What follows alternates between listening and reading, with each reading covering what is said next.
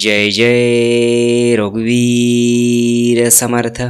श्रीमत दासबोध दशक 15वा आत्मदशक. समास पहिला चातुर्य लक्षण नाम. श्रीराम समर्थ. अस्ति माशांची शरीरे, त्यात राहिजे जीवेश्वरे. नाना विकारे विकारे प्रवीण होईजे.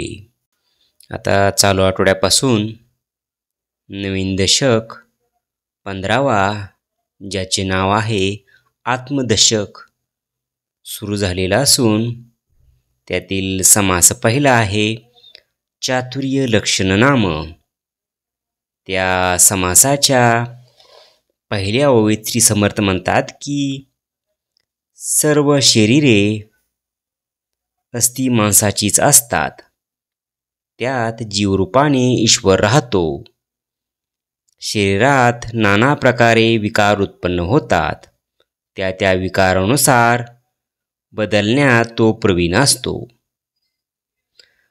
घनवट पोचट स्वभावे, विवरून जाणे जे जीवे. व्हावे न व्हावे अवघे जीव जाणे. श्री समर्थ पुढील ओळीत सांगतात की घनदाट काय आणि पोचट काय हे जीव अगदी सहजपणे विवरून जाणतो. त्यापैकी काय व्हावे आणि काय होऊ नये हे त्याला बरोबर कळते. एकी माग मागो घेणे, एका न मागताच देणे. प्रचितीने सुलक्षणी ओळखावी.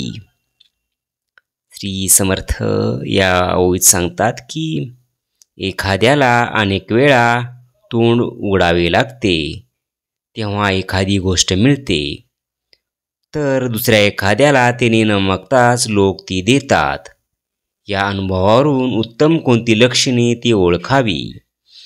जीव जीवात घालावा, आत्मा आत्म्यात मिसळावा. राह राहो शोध घ्यावा परांतरांचा. श्री समर्थ यावेळी सांगतात की माणसाने जीवाला जीव द्यावा, आत्म्यात आत्मा मिसळावा, म्हणजे आपले एकरूप जाणून सर्वाशी आत्मीयतेने वागावे.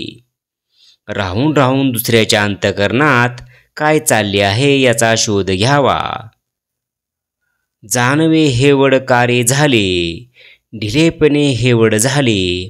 नेमस्तपणे शोभले दृष्टी पुढे.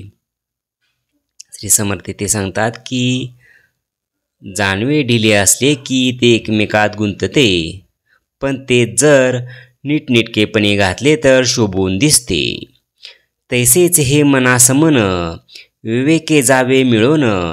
ढिलेपणे अनुमान होत आहे.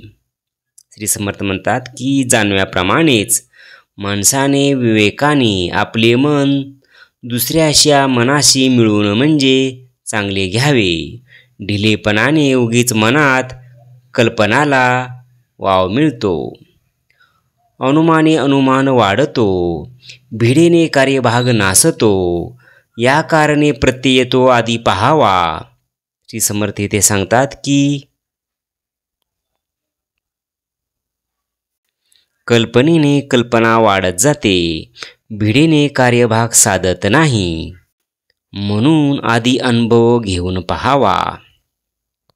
दुसऱ्याच्या जीवीचे कळेना, परांतर हे जाणवेना. वश्य होती लोक नाना कोण्या प्रकारे. श्री समर्थ ते सांगतात की दुसऱ्याच्या मनात काय आहे ते कळत नसेल, त्याचे अंतःकरण जाणता येत नसेल तर मग अनेक लोक कसे वश होतील. आकल सोडून परती, लोक वश्य कर्ण करती. अपूर्ण पाणी हळू पळती ठाई ठाई. श्री समर्थ ते सांगतात की अक्कल न वापरता लोक वशीकरणाचे प्रयोग करतात, पण ते वेळोवेळी निष्फळ झाल्याने थंडावतात. जगदीश आहे जगदांतरी, चेटके करावी कोणावरी. जो कोणी विवेके विवरी तोची श्रेष्ठ. श्री समर्थ ते सांगतात की जगदीश परमात्मा हा जगातील प्राणीमात्राच्या अंतर्यामी असताना चेटके कोणावर ते करावीत या प्रकारे जो विचार करून जाणून घेतो तोच श्रेष्ठ होय. श्रेष्ठ कार्य करी श्रेष्ठ, कृत्रिम करी तो कनिष्ठ. कपडानुसार प्राणी नष्ट अथवा भले. श्री समर्थ ते सांगतात की जो श्रेष्ठ कार्य करतो तोच श्रेष्ठ होय. कनिष्ठ असतो तो सामान्य कार्य करतो. आपापल्या कर्मानुसार माणूस श्रेष्ठ अथवा कनिष्ठ ठरतो. राजे जाती राजपंते, चोर जाती चोरपंते, वेडे ठेके अल्पस्वार्थे मूर्खपणे. श्री समर्थ ते सांगतात की राजे लोक राजमार्गाने चालतात, चोर असतात ते चोरवाटेने जातात, वेडे लोक असतात ते थोडासा स्वार्थ साधण्यासाठी मूर्खपणाने वागतात. मूर्खास वाटे मी शहाणा, परी तो वेडा दैन्यवाना, नाना चातुर्याच्या खुणा चतुर जाणे. श्री समर्थ या ओळीत सांगतात की मूर्ख माणसाला वाटते की मी फार शहाणा आहे, पण वास्तविक तो वेडा आणि दैन्यवाना असतो. जो चतुर असतो तो अनेक प्रकारे चातुर्याच्या खुणा जाणतो. जो जगदांतरी मिळाला तो जगदांतरीच झाला, अरत्री परत्री तयाला काय ऊने. श्री समर्थ ते सांगतात की जो जगाच्या अंतकरणाशी एकरूप होतो तो सर्वाचा अंतरात्माच होतो. त्याला इहलोक आणि परलोकात काय उणे पडणार आहे. बुद्धी देणे भगवंताचे, बुद्धिविन माणूस कायचे, राज्य सांडून फुकाचे भीक मागे. श्री समर्थ ते सांगतात की बुद्धी हे भगवंताचे देणे आहे. ज्या माणसाला बुद्धी नसते अशा निर्बुद्ध माणूस कच्चा असतो. त्यामुळे तो आयते मिळालेले राज्य सोडून भीक मागतो. मनुष्यदेह प्राप्त झाला असता स्वरूप ज्ञान प्राप्त करून घेता येत नाही आणि अज्ञानाने दुःखी होतो. जे जेथे निर्माण झाले ते ते तयास मानिले, अभिमान देऊन गोविले ठाई ठाई. श्री समर्थ ते सांगतात की ज्या ज्या गोष्टी जेथे निर्माण होतात तेथील लोकांना त्याच आवडतात, मान्य होतात, त्यांना त्याचा अभिमान वाटतो, पण अभिमानामुळे ते ठाई ठाई गुंततात. अवघेच म्हणते आम्ही थोर, अवघेच म्हणते आम्ही सुंदर, अवघेच म्हणते आम्ही चतुर भूमंडळी. श्री समर्थ ते सांगतात की या जगात सर्वच लोक म्हणतात की आम्ही थोर आहोत, आम्ही सुंदर आहोत, आम्ही चतुर आहोत. ऐसा विचार अनिता मना, कोणीच लहान मनविना, जाणीती आणि ती अनुमाना सकळ काही. श्री समर्थ पुढील ओळीत सांगतात की असा विचार करून कोणी स्वतःला लहान म्हणून घेण्यात नाही, पण जाणते लोक असतात ते कल्पनेने सर्व काही जाणतात. आपापल्या स्वाभिमाने लोक चाले अनुमाने, परंतु हे विवेकाने पाहिले पाहिजे. श्री समर्थ ते सांगतात की आपापल्या अभिमानामुळे लोक कल्पना करीत राहतात, पण विवेकाने हे सर्व जाणून घेतले पाहिजे. लटिकाचा स्वाभिमान घेणे, सत्य अवघेच सोडणे, मूर्खपणाची लक्षणे तेही ऐसी. श्री समर्थ सांगतात की खोट्याचा अभिमान धरायचा, सत्याचा सर्वस्वी त्याग करायचा ही चक्क मूर्खपणाची लक्षणे आहेत. सत्याचा जो स्वाभिमान तो जाणावा निराभिमान, न्याय अन्याय समान कदापि नव्हे. श्री समर्थ ते सांगतात की जो सत्याचा अभिमान धरतो तो निराभिमानी असतो. न्याय आणि अन्याय कदापि एक नव्हेत.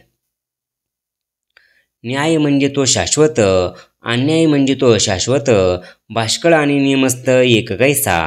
श्री समर्थ ते सांगतात की न्याय म्हणजे शाश्वत आणि अन्याय म्हणजे अशाश्वत होय. भाष्कळ आणि नियमस्थ यांना एक कसे म्हणता येईल. एक उघड भाग्य भोगती, एक तष्कर पळून जाती, एकाची प्रगट म्हणती, एकाची कानकोंडी. श्री समर्थ ते सांगतात की एखादा प्रगटपणे भाग्य भोगतो, दुसरा एखादा चोरी करून पळून जातो. एकाचा मोठेपणा प्रगट असतो तर एखाद्याचा मिंदेपणा असतो. आचार विचारविन जे करणे तो शीन, धूर्त आणि विचक्षण तोची शोधावे. श्री समर्थ ते सांगतात की उत्तम आचार विचाराशिवाय जे काही करावे तो उगीच शीन होय. म्हणून चतुर आणि विद्वान माणसाचाच शोध घ्यावा. उदंड बाजारी मिळाले परी ते धूर्तची आळेले, धूर्तापासी काही न चाले बाज याचे. श्री समर्थ ते सांगतात की उदंड बाजार बुणगे एकत्र आले तरी धूर्त चतुर माणूस त्यांना बरोबर ओळखतो. चतुर माणसापुढे बाजाराचे काही चालत नाही. या कारणे मुख्य त्याशी करावे सख्य, येणे करता असंख्य बाजारी मिळती. श्री समर्थ ते सांगतात की या प्रकारे जो कोणी मुख्य असतील, श्रेष्ठ असतील त्यांच्याशी सख्य करावे. असे केल्याने असंख्य बाजारबुणगे भोवती जमतात. धूर्ताची धूर्तच आवडे, धूर्ती धूर्तच पवाडे, उगीच हिंडती वेडे कार्य विन. श्री समर्थ या ओळीत सांगतात की हुशार माणसाला हुशार चतुर माणूस आवडतो. शहाण्या लोकांमध्ये शहाणपणाची दाद मिळते. वेडे लोक असतात ते काहीच काम न करता उगीचेच भटकत असतात. धूर्ताची धूर्तपण कळले, तेने मनास मनर्पण मिळाले, पर हे गुप्तपणे केले पाहिजे सर्व. श्री समर्थ ते सांगतात की चतुर माणसाला चतुरपणाची पारख होते. असे झाले की त्यांची मने मिळतात, पण हे सर्व काही गुप्तरूपाने केले पाहिजे. समर्थाचे राखता मन, तेथे येती उदंड जन, जन आणि सज्जन आर्जव करती. श्री समर्थ ते सांगतात की मोठ्या माणसाचे मन राखले, त्याला प्रसन्न करून घेतले की तिथे असंख्य लोक एकत्रित होतात. सज्जन माणसे आणि सामान्य लोकही अर्जव करतात. ओळखीने ओळख साधावी, बुद्धीने बुद्धी बोधावी, नीतिन्याये वाट शोधावी पाषांडाची. श्री समर्थ यावर सांगतात की ओळखीने ओळखी वाढवाव्यात, आपल्या बुद्धीने लोकांना उपदेश करावा, नीतिन्यायाने वागून पाखंड मताचा प्रचार न होईल अशा प्रकारे प्रयत्न करावा. वेश धरावा बावळा, अंतरी असाव्या नाना कळा, सगट लोकाचा जिव्हाळा मोडू नये. श्री समर्थ ते सांगतात की वेश साधासुद्धा धरावा, पण अंतर्यामी अनेक कळा असाव्यात. सर्व लोकाचे प्रेम जतन करावे, त्यात अंतर पडू देऊ नये. निष्पृह आणि नित्यनूतन, प्रत्ययाचे ब्रह्मज्ञान, प्रगट जाणता सज्जन दुर्लभ जगी. श्री समर्थ ते सांगतात की निष्पृह असून ज्याच्या ठिकाणी नित्यनूतन स्वानुभवपूर्ण ब्रह्मज्ञान प्रगट दिसत असते, असा जाणता सज्जन या जगात दुर्लभ आहे.